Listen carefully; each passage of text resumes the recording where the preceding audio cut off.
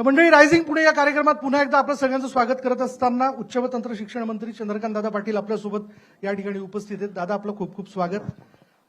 अभिनंदन, पालकमंत्रीपद, मंत्रीपद एकूणच. पण आता अनेक पुन्हा पुढची वेगवेगळी आव्हानं आहेत ज्याला घेऊन खरं तर चर्चा केली पाहिजे आणि ज्याकरता तुम्ही कायम सज्ज असता. दादा, पुण्याबद्दल कायम असं म्हणलं जातं की पुण्यात इथं काहीच नाही आहे, म्हणून पुणे कायम म्हणजे इव्हन पुणे नावाची व्यक्ती आणि पुण्यातली लोक हे विकासाच्या दृष्टीने कायम प्रयत्न करत असतात, काम करत असतात. त्यापैकी तुम्ही एक आहात. पण आपण बघतोय पुण्याच्या बाबतीत सध्याला की शहरीकरण शिवाय नागरीकरण म्हणजे लोकसंख्या वाढते, त्या प्रमाणात नियोजनबद्ध पद्धतीने पायाभूत सुविधा पुरवल्या जात आहेत का? आपल्याला काय वाटतं? असं आहे की ज्यावेळेला अपेक्षित वाढ असते त्यावेळेलाच हा प्रश्न उपस्थित होतो. जर एक्स्ट्राऑर्डिनरी वाढ असेल तर हा प्रश्नच उपस्थित होत नाही. 82 पासून मी पुण्यामध्ये येतो, वेगवेगळ्या रोलमध्ये, कधी विद्यार्थी परिषद, कधी पुणे पदवीधरचा आमदार, कधी कोथरूडचा आमदार. तर त्या 82ला ज्या शहराची लोकसंख्या ही 13-14 लाख होती, बरोबर, जी आता 72ला क्रॉस झाली. एवढी लोकसंख्या ही कुठल्या शहरामध्ये, आणि त्यामुळे आशियातलं सगळ्यात वेगाने वाढणारं शहर अशी नोंद झाली. याचा आनंद पण असेल किंवा पुण्यामध्ये लोकांना यावंसं वाटतं, सेटल व्हावंसं वाटतं. इथे शिक्षण चांगलं आहे, इथे आरोग्याच्या सुविधा चांगल्या आहेत. रोज संध्याकाळी कुठे जायचं याचे 10 ऑप्शन्स असतात.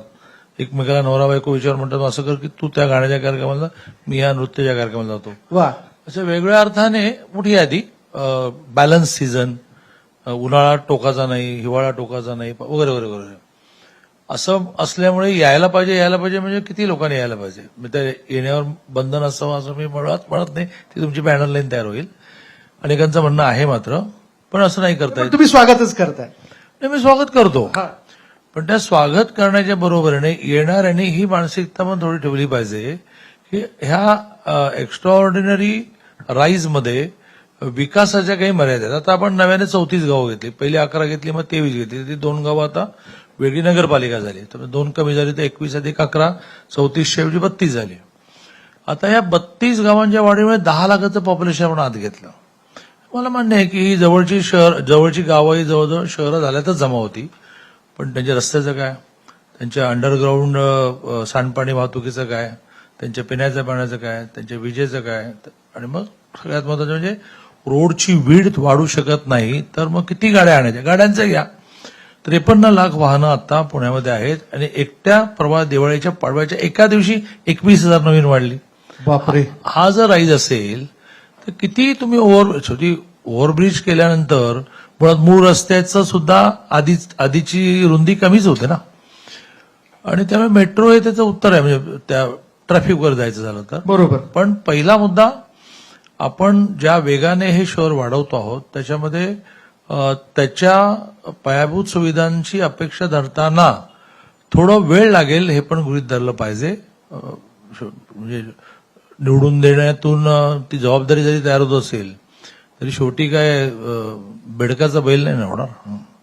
मर्यादा असतात, वेळ लागतो, शेवटी संयम ठेवावाच लागतो. पण दादा, या सगळ्याच्या मध्ये जेव्हा पुण्यावरती तुम्ही एक बर्ड व्ह्यू टाकता, एक नजर जर आपण टाकली, सध्याच्या घडीला काय अशा कोणत्या गोष्टी आहेत की ज्या येणाऱ्या काळात खरं तर यंत्रणांनी त्या करणं गरजेचं असं तुम्हाला वाटतं? ढोबळ प्रश्न विचारतो, मला असं वाटतं तुम्ही बोलू शकाल. ढोबळ प्रश्नाचं ढोबळ उत्तर की महानगरपालिका आणि सरकार मिळून ज्या 5 गोष्टींवर लक्ष द्यावं लागतं, त्यामध्ये पिण्याचं पाणी आहे, ज्याच्यामध्ये खूप नवीन नवीन मार्ग आपण अवलंबतो. आताच मी सुर्वे साहेबांबरोबर बसलो होतो. सुर्वे साहेबांचा खूप जुना परिचय. इरिगेशन मधला एक अत्यंत दूरची दृष्टी असणारा आणि नियोजनाच्या बाबतीत पक्का माणूस आहे. रिटायर झाले होता. तर मी त्यांना मुळशी डॅमच्या पाण्याचं विचारलं, तर म्हणाले आता जवळजवळ पूर्तता झाली आहे. प्रामुख्याने वीज निर्मितीच्या वेळेला जे दरीत पाणी पडत आहे ते लिफ्ट करणाऱ्या मोठ्या मोटरची आवश्यकता होती, त्या आहेत असं झालं, आणि एका सुप्रीम कोर्टच्या डिसिजनमुळे थोडं थांबलंय. मग आपण ते स्पीडअप करू.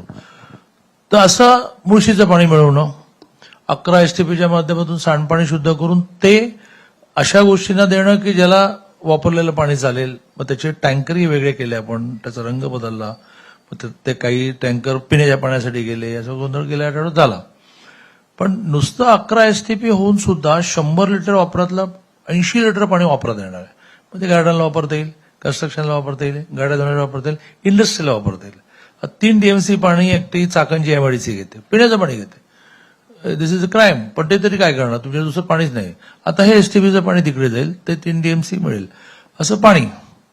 असं रोड शब्दमध्ये जेवढं ऍक्विजिशन करता येईल ते करून रस्ते रुंद करणं वगैरे, ओव्हर ब्रिजेस करणं. आता विद्यापीठातला एक ब्रिज पूर्ण झाला, तर विद्यापीठातला जो चक्का जाम आहे, विद्यापीठातलं जे कंजेशन आहे ते खूपसं कमी होईल. आता प्रत्येक गोष्टीला लागणारा वेळ हा आपण थोडा गृहीत धरला. मेट्रो सगळी पूर्ण झाली, याला 30 उजाडणार आहे. आता पूर्ण झाली, त्यात 2.25 लाख लोक प्रवास करायला. हिंजवडी शिवाजीनगर थोडं लांबलं, हिंजवडी शिवाजीनगर झाल्या की आणि मग महामेट्रोचा एक टप्पा पूर्ण झाला, 8 लाख लोक प्रवास करतील. 2.25 लाखाच्या 8 लाख लोक गेले मेट्रोवर की रोडवरचं कंजेशन कमी होईल.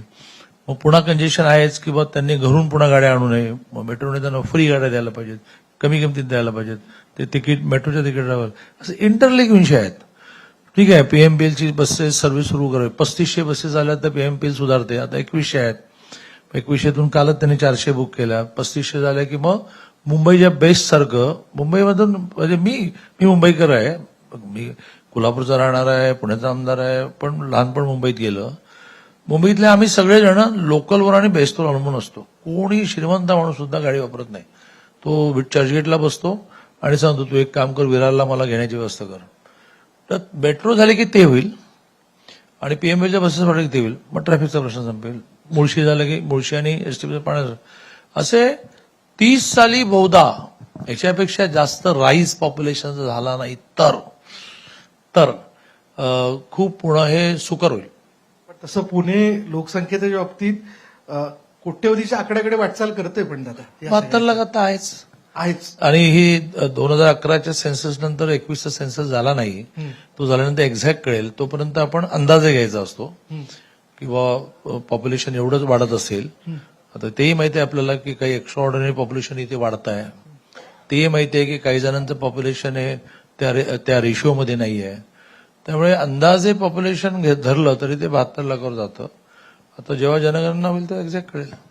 दादा, पुढारी आणि प्रशासकीय व्यवस्था या दोन्ही यंत्रणा जर आपण लक्षात घेतल्या तर पुण्याच्या बाबतीत येणाऱ्या 25 वर्षाचं धोरण काय ठेवताय आपण समोर? नाही, मी तर पहिलं 30 म्हणतो की ज्याच्यामध्ये पिण्याच्या पाण्याचा प्रश्न मार्गी लागेल, कारण 11 STP पूर्ण होतील आणि 100 लिटर मधला 80 लिटर आपण नॉन ड्रिंकिंगला देऊ शकू. मग ड्रिंकिंग वॉटर इकडे येईल वगैरे वगैरे वगैरे. मेट्रो पूर्ण होतील, PMPLच्या बसेस वाढतील वगैरे. पण मग तुम्ही जर म्हणत असाल की नाही हे शहर आणखीन पॉप्युलेशन वाढण्याचं शहर आहे आणि ते मुंबईशी कॉम्पिट करत आहे, तर मात्र खूप गोष्टींचा विचार करायला लागेल. त्याच्यामध्ये एक कल्पना मी मांडली आहे, जी अनेकांनी मांडली. अजूनही ती माननीय मुख्यमंत्री महोदयांसमोर जाणं, त्याची फिजिबिलिटी चेक करणं असं करायचं आहे. आता ह्या महानगरपालिकेच्या किमान 2 तर करावाच लागतील. आता 3रा पण विषय आलाय, तिकडे चाकण विकन देहू वगैरेची एक महानगरपालिका करावी. तो पण त्याने काही पुण्याला लाभ होणार नाही. तिकडच्या नागरी सुविधा वाढतील. पण पुण्याच्या 2 महानगरपालिका केल्याशिवाय ऍडमिनिस्ट्रेशन म्हणून इतकी मोठी महानगरपालिका कंट्रोल करणं अवघड आहे. ती थोडी डिस्ट्रीब्यूट झाली तर बरं होईल. आणि पुन्हा एकदा सांगायचं झालं तर ही माझी कल्पना आहे. माझं म्हणणं आहे की याच्यावर अभ्यास समिती तर करा, तर हळूहळू ती सुरुवात होईल. अदरवाईज मग काय, मग महानगरपालिकेची वेगवेगळी भवनं वेगवेगळ्या ठिकाणी करणं, स्टाफ वाढवणं. आता स्टाफ जरी वाढवला तर पाणी वाढवता येत नाही, स्टाफ जरी वाढवलं तर रोडचं रुंदीकरण वाढवता येत नाही. आणि त्यामुळे असं म्हणणं बरोबर नाही की 2030च्या दृष्टीने ओके झालंय. मग काही त्याला दर्शनी गोष्टी पण वाढत चालल्या, त्या नदीकाठ सुधारणा वगैरे सगळं 30 व्हिज्युअलाइज करतोय आपण. हाही भाग धरला पाहिजे की कोविडची 2 वर्ष वाया गेली. बरोबर. ज्यात पैसे पण संपले आणि तुम्हाला सगळी कामं बंद ठेवायला लागली.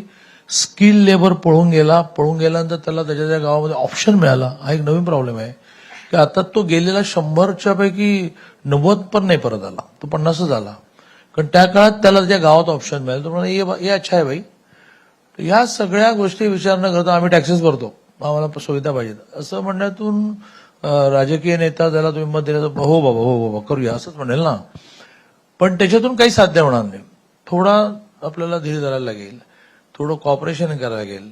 काही करून जे शक्य आहे, कचरा की ज्या विषयावर येत्या 2 वर्षामध्ये इंदोरला आपल्याला कॉम्पिट करावंच लागेल. काय अडचण आहे हो, सकाळी 8ला सगळे रस्ते क्लीन असतात, 10ला पुन्हा कचरा पडलेला असतो. म्हणजे सेनापती बापटांची मला आठवण झाली की सेनापती बापट रोज कचरा काढायचे, लोक मागोमाग टाकत जायचे. 4 दिवस आजारी पडल्यामुळे आले नाही, तर एक बाई म्हणाला की 4 दिवस तुम्ही कुठे गेला होता, जसं काही हेच महानगरपालिकेचे कर्मचारी आहेत. म्हणजे ते बापट आहेत, ते मोठे आहेत, ते तुमचा पडलेला कचरा काढतात वगैरे काही काही विषय नसतात. कचरा, ड्रग्स, सामने सीपी बैठे हैं. मैं तो आने वाले दिनों में मुझ पर जो मेरा होगा सो होगा. हम तो ड्रग्स के खिलाफ बहुत झगडेंगे. वा, तर त्या सगळ्या विषयामध्ये बघा, ज्या 5 गोष्टी आहेत त्यात सुरक्षित पुणा पण आहे. सुरक्षित पुण्यामध्ये नॉर्मल पुणेकर काही कोणाला त्रास देत नाही. बिलकुल. हा जो ॲबनॉर्मल फॅक्टर डेव्हलप होत चालला ना, सगळा कॉलेज विद्यार्थी पण म्हणता येणार नाही. 10 लाख स्टुडंट पॉप्युलेशन आहे, 10 लाख आहे. बरोबर, पुण्यामध्ये. मी शिक्षण मंत्री आहे. बरोबर. तर 10 लाखामधला 1000, 1200-1500 इतकाच या सगळ्या गोष्टी करतोय, पण अख्ख्या पुण्याची बदनामी करतोय, अख्खं पुणे असुरक्षित करतोय. आता यात तर काही पैसे लागत नाही, सगळे मिळून उतरू आणि रोज आपण सीपीना देऊ सगळे कुठे कुठे काय काय ते पासून प्रबोधन करू, आपल्या मुलांना वाचू. स्वच्छतेला पैसे लागत नाही, ड्रग्जला पैसे लागत नाही, ट्रॅफिक सीपी सांभाळतील, ते पोलीस वाढवतील. त्यांनी पोलीस थोडे वाढवले, म्हणजे इकडे शिफ्टिंग वाढवलं पाहिजे. त्यांना आता 18,000 मधले बहुतेक 1000 नवीन पोलीस मिळाले, पण ते 2 वर्ष ट्रेनिंगला जातात. ते विदाऊट ट्रेनिंग कसे आणून चालतील. त्यांना मिळायला बहुतेक 60 महिने लागतील. मग 1000चा फोर्स वाढला की मग ते ट्रॅफिकला देतील. पुढल्या परिसंवादात त्याबद्दलची उत्तरं ते देतीलच, मला असं वाटतं. मी दादा, जसं तुम्ही आता तुमच्या खात्याचा उल्लेख केला, पुण्यात 10 लाख विद्यार्थी आहेत, पण त्या 10 लाख विद्यार्थ्यांना आपले जर काही प्रश्न असतील, समस्या असतील, त्या मांडण्यासाठी एक व्यासपीठ असावं, याबद्दलचा काही विचार होऊ शकलेला नाहीये. काय आपण त्याविषयी निर्णय घेणार आहात का? कसं आहे की याचा पिरॅमिड जो आहे ना तो व्यवस्थित आहे. महाराष्ट्र, युनिव्हर्सिटी, महाविद्यालय, त्याचं शेवटचा स्पॉट जो आहे की ज्याच्यामध्ये त्याला इझिली ऍक्सेस आहे तो महाविद्यालयात आहे. आता समजा आम्ही मुलींची 100% फी माफ केली, तर अनेक कॉलेजेसमध्ये ती घेतात, ती तिला नंतर मिळते, पण नियम असा आहे की आधी घ्यायची नाही. तुम्हाला नंतर देतो ना आम्ही डिसेंबरमध्ये. आता झालं, सुरू झाले फंड्स यायला. तर अशा वेळेला कॉलेजेसमध्ये आता या फी माफीची आम्ही 4 मुलींची समिती करायचा आग्रह धरला, एक नोडल ऑफिसरला आग्रह धरलाय. ते त्याचं पहिलं कंप्लेंट करण्याचं, काही म्हणणं मांडण्याचं सेंटर आहे, आणि ते तसं वर जातं. आणि तसा त्यामुळे पुण्यामध्ये असा एखादा प्रश्न निर्माण झाला. पुण्यातला प्रश्न आता वेगळा निर्माण झालाय, तो म्हणजे एमपीएससी युपीएससी करायला आलेल्या विद्यार्थ्यांची संख्या 5-6 लाखापर्यंत जाते. बापरे. एवढी जाते. आणि ती 5-6 लाखाचं जी संख्या आहे ती वर्षानुवर्ष प्रयत्न करत बसते आहेत, आशावादी आहेत. बहुधा ते राजकारणात आले तर ते अधिक यशस्वी होतील, कारण राजकारणामध्ये सारखं आशेवरच राहायचं असतं की आता तिकीट मिळेल, मग मिळून येईल. बरं. त्यांच्या घरच्यांनी पैसे देणं बंद केलंय, आणि त्यामुळे अक्षरशः 2-2 दिवस एक टिफिन, म्हणजे एक डबा ते पुरून खात असतात. यावर खूप गोष्टी आता मी येत्या काळात करतोय. जसं आता महानगरपालिकेची एक जागा यशवंतराव चव्हाण मुक्त विद्यापीठाला शिवाजीनगरची मिळाली, त्यात 1000 जणांची अभ्यासिका तयार होईल, रेडी बिल्डिंग मिळाली, फर्निचर चालू आहे. दुसरा एक माझा प्रयत्न असा आहे, विशेषतः त्या ज्या बीबीसीच्या कुलकर्णी ताई ज्या आहेत, बीबीसीच्या वार्ताहर आहेत, प्राची, त्यांनी काल परवाकडे एक क्लिप टाकली आहे. मी खूप अस्वस्थ झालो की not only MPSC UPSC, normal मुली सुद्धा या शहरामध्ये खूप कुपोषित आहेत. मग मी आत्ताच गाडीतून फोन केला की मला यातून काही करायचं आहे. माझी कल्पना असं आहे की 10,000, नॉट 5 लाख, नॉट पॉसिबल, आणि एवढे जण अडचणी नसेल, 10,000 मुलींचं, प्रामुख्याने मुलींचं 2 वेळच्या जेवणाचा विषय आपल्याला काही मार्गी लावता येईल का झोन वाईज. याच्यावर मी 2-4 दिवसात, 8 दिवसात काही वर्किंग करेन. काही हॉटेल्सशी माझं बोलणं झालंय किंवा आम्ही कुपन्स दिली, तर ती तुम्ही घेऊन त्यांना मोफत द्या, आम्ही महिन्याला ती एनकॅश करू. वा, जोरदार टाळ्या झाल्या पाहिजे मंडळी. त्यामुळे तुमचा जो बेसिक प्रश्न आहे की इथल्या महाविद्यालयीन विद्यार्थ्यांना काही प्रश्न पडले, तर त्यामुळेच आपल्या शहरात नॉर्मल विद्यार्थ्यांचा अनरेश नाहीच आहे. दादा, मध्यंतरी निवडणुकीच्या निमित्ताने महाराष्ट्रभर फिरणं झालं. एमआयडीसीचा विषय जो आहे तो प्रामुख्याने पुढे आला, म्हणजे तो आपल्या खात्याशी निगडीत नसला तरी त्यातला एक उपभाग जो आहे तो आपल्यासमोर मला मांडण्याची इच्छा वाटते. काय होतं की ज्या धाटणीतल्या कंपन्या त्या त्या शहरात किंवा त्या त्या एमआयडीसी मध्ये येतात, तर ज्या पद्धतीचा स्किल लेबर किंवा इंजिनियर्स तिथे पाहिजे त्याबद्दलचं शिक्षण त्या शहरात एक तर दिलं जात नाही किंवा तिथल्या स्थानिकांना ते त्यांच्याकडे नाहीये म्हणून रोजगार मिळत नाही. तर आपल्या खात्याच्या माध्यमातून हा विषय थोडासा काय म्हणूयात की मोठ्या दृष्टिकोनातून सोडवण्याच्या दृष्टीने काही प्रयत्न केले जाणार आहेत का भविष्यात? 2020 साली देशाचे पंतप्रधान माननीय मोदीजींनी नवीन शैक्षणिक धोरण घोषित केलं. सरकार उद्धवजींचं होतं जी. आणि ते त्या कंपूमध्ये गेले की ज्यांनी हे ठरवलं की केंद्र जे करेल ते आम्ही मान्य करणार नाही. मग त्याचं नेतृत्व ममता बॅनर्जी करतात. राजकीय व्यासपीठ नाहीये, पण थोडी संधी घेऊन टाकतो. आणि त्यामुळे उद्धवजींनी ठरवलं की ही योजना कोणी आणली, नवीन शैक्षणिक धोरण मोदींनी, हम नाही करेंगे. 22ला मी शिक्षण मंत्री होईपर्यंत नवीन शैक्षणिक धोरणाचा न सुद्धा लिहिला गेला नाही. 22ला मी इतक्या वेगाने तो विषय पुढे नेला की आता आपण देशामध्ये सेकंड आलो, तामिळनाडू फर्स्ट आहे, काही विषयात आपण फर्स्ट आहोत. वा. त्या नवीन शैक्षणिक धोरणाचा पायाच तुम्ही म्हणता तो आहे की घिसापिटा एज्युकेशन बंद करो आणि प्रॅक्टिकल नॉलेजवर जा. आणि आता हळूहळू एक तर डिग्री 4 वर्षाची झाली तुमच्या माहितीसाठी. बरोबर. नॉट नेसेसरी ती 4 वर्षाची केली पाहिजे. तुम्ही 2 वर्षात सुद्धा सोडू शकता. त्याचे तुम्हाला क्रेडिट्स मिळतील. 46 लाख विद्यार्थ्यांची क्रेडिटची बँक अकाउंट ओपन झाली. म्हणजे त्या अर्थाने बँक अकाउंट म्हणून, क्रेडिट अकाउंट्स म्हणून, बँक नको शब्द आपल्याला. तर ते क्रेडिट त्याचे 2 वर्ष केल्याचे जमा होणार आणि मग पुन्हा 20 वर्षांनी त्याला वाटलं की आता पोरं मार्गेला गेले, पुन्हा शिकायचं आहे, तर तिथून कंटिन्यू करू शकेल. ते क्रेडिट्स त्याला युटिलाइज होतील. त्या जिल्ह्यामध्ये दर जानेवारीला सगळ्या इंडस्ट्रीज बरोबर प्रामुख्याने आयटीआय पॉलिटेक्निक इंजिनिअरिंगचा, हा विषय आयटीआय पॉलिटेक्निक इंजिनिअरिंग जास्त आहे, मीटिंग होईल. पुढच्या 5 वर्षात आपल्या जिल्ह्यामध्ये काय रिक्वायरमेंट आहेत लक्षात घेऊन फ्लेक्झिबिलिटी इतकी की त्या जिल्ह्याच्या पॉलिटेक्निकला तसा वेगळा कोर्स डेव्हलप करायला परवानगी, वेगळा सिलेबस डेव्हलप करायला परवानगी, हो असं केलंय. सेकंड थिंग म्हणजे आता आर्ट सायन्स कॉमर्स सहित सुरू झालंय. जूनला तर एकदम स्पीड पकडेल. आर्ट सायन्स कॉमर्स सहित प्रत्येकाला रोज काही तास प्रॅक्टिकल नॉलेजसाठी अप्रेंटिसशिप म्हणून कुठे ना कुठे जावं जाईल. कॉमर्सवाला असेल त्याला बँकेत जायला लागेल, पतसंस्थेत जायला लागेल, शेअर मार्केटमध्ये जायला लागेल. सायन्सवाला असेल तर जवळच्या वेगवेगळ्या इंडस्ट्रीमध्ये त्याला जायला लागेल, वेगवेगळ्या लॅबमध्ये जायला लागेल.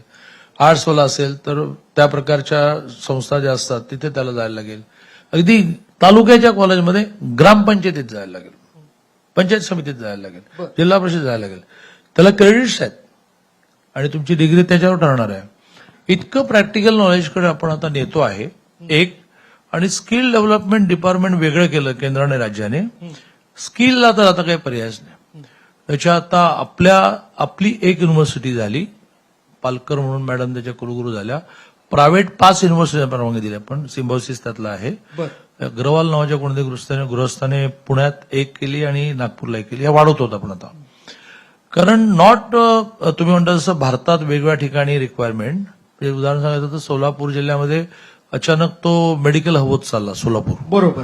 बॉर्डरचे लोक खूप औषधोपचाराला यायला लागले, हॉस्पिटल वाढली, पण एक्सरे मशीन रिपेअर करणारा नाही, ईसीजी रिपेअर करणारा नाही. मग आम्ही त्या विद्यापीठाला जवळजवळ 34 कोर्सेस डेव्हलप करायला लावल्या. त्यांनी केले आणि जवळ तिथला प्रत्येक जणाला नोकरी मिळाली. या सगळ्या हॉस्पिटल्सना माणसं मिळाली. या लाईन्सवर आता जायला लागेल.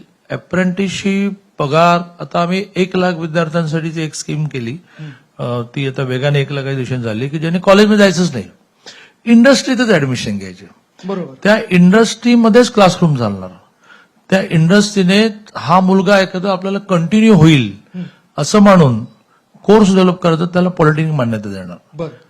परीक्षा पॉलिटेक्निक येऊन घेईल, पॉलिटेक्निकचे प्राध्यापक येऊन शिकवतील आणि त्याला पॉलिटेक्निक सर्टिफिकेट डिप्लोमा देईल.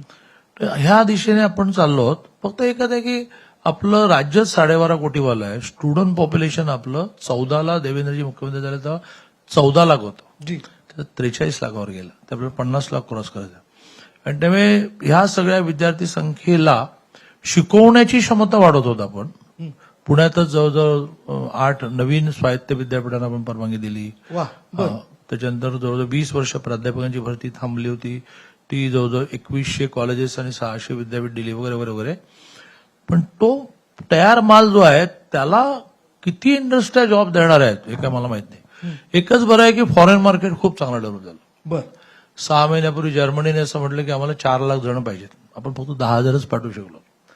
जर्मनी म्हणते की घाई कर, आमच्या मागे जपान आहे. एवढी आवश्यकता? अरे बाबा, सगळ्या जगामध्ये आता हा प्रॉब्लेम वाढत चालला की लग्न करायचं नाही करिअरमुळे, लग्न केलं तर मुलं होऊ द्यायची नाहीत, बर आणि त्यामुळे त्यांना आता भारतातल्या, आता त्यांचा भारतावर फारच विश्वास आहे, म्हणतात भारतातली मुलं प्रामाणिक आहेत वगैरे. म्हटलं बाबा तर इथे येऊन बघा जरा म्हटलं.